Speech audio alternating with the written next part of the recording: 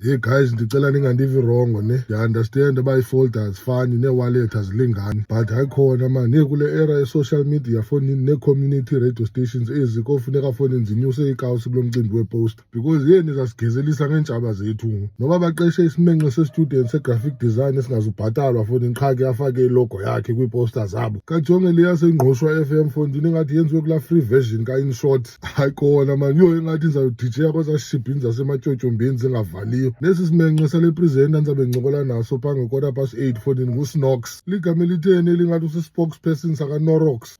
Phofu ingenzeka unala magama afragile shem otasino, nangu nangoku enxibe upolonek nee-flops. Ndithi hey, if confusion was a person akaya noba kuyabanda noba kushushu unxibele zonke i-weather conditions. But ke asikho lapho namhlanje man guys, nimamele ngomso man nge-18 kaMeyi 8:15 ekuseni. Omnye uthe siyashishiza ezaa sitishi kuye, ndithi ngoku sisakhalazela iposta foni sayithelaba ibhajethi ye-satellite kusengquswa kaloku phaa fonini. Yho laa tawuni yagqibela uba popular ngoku kwakudlala utshatsha.